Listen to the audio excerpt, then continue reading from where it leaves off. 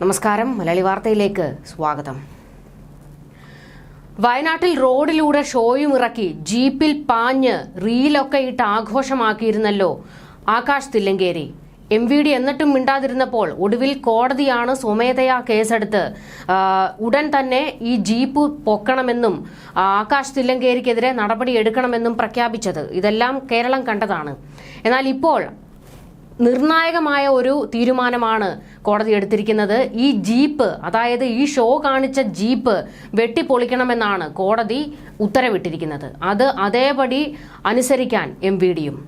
ഷുഹൈബ് വധക്കേസ് പ്രതി ആകാശ് തില്ലങ്കേരി ഓടിച്ച രൂപമാറ്റം വരുത്തിയ വാഹനം ഏതാണ്ട് റീത്ത് വെച്ചിരിക്കുകയാണ്. വാഹനം ഇനി നിരത്തിലിറക്കാൻ അനുവദിക്കില്ല എന്ന് മോട്ടോർ വാഹന വകുപ്പ് കോടതിയെ അറിയിച്ചിട്ടുണ്ട്. നിരത്തിലിറക്കാൻ അനുവദിക്കില്ല എന്നും ആക്രിയാക്കാൻ നടപടിയെടുക്കുമെന്നുമാണ് മോട്ടോർ വാഹന വകുപ്പ് ഹൈക്കോടതിയിൽ വ്യക്തമാക്കിയിരിക്കുന്നത്. വാഹനത്തിന്റെ രജിസ്ട്രേഷൻ റദ്ദാക്കുമെന്ന് മോട്ടോർ വാഹന വകുപ്പ് ഹൈക്കോടതിയിൽ നേരത്തെ അറിയിച്ചിരുന്നു.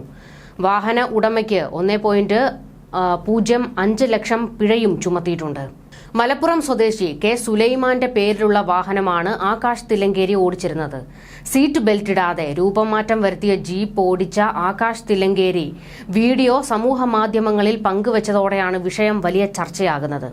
ഇതേ വാഹനത്തിന് നേരത്തെ 3 തവണ കേരള മോട്ടോർ വാഹന വകുപ്പ് പിഴയിട്ടിരുന്നു. ഇന്ത്യൻ ആർമിയിൽ നിന്ന് ലേലത്തിൽ വാങ്ങിയ വാഹനമാണ് ഇത്.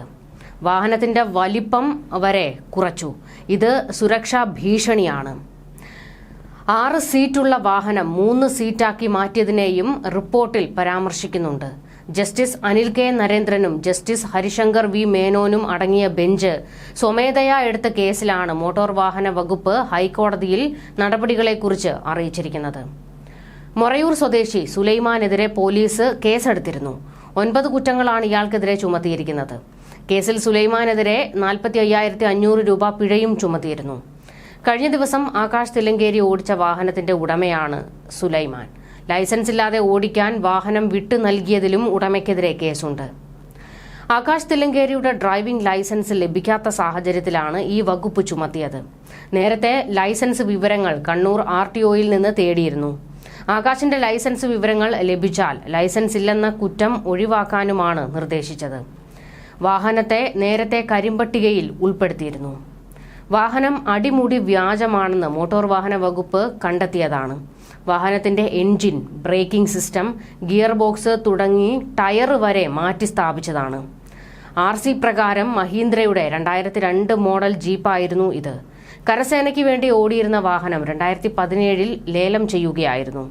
2017 വാഹനം പഞ്ചാബിൽ രജിസ്റ്റർ ചെയ്തിട്ടുണ്ട്. 2018 മലപ്പുറത്ത് രജിസ്റ്റർ ചെയ്തു. അങ്ങനെ ഷോ ഇറക്കിയ വാഹനമാണ്, ജീപ്പാണ് ഇപ്പോൾ വെട്ടിപ്പൊളിച്ച് ആക്രിക്ക് കൊടുക്കാൻ ഹൈക്കോടതി തന്നെ ഉത്തരവിട്ടിരിക്കുന്നത്. അത് അതേപോലെ അനുസരിക്കാനാണ് MVDക്ക് നിർദ്ദേശം വന്നിരിക്കുന്നത്.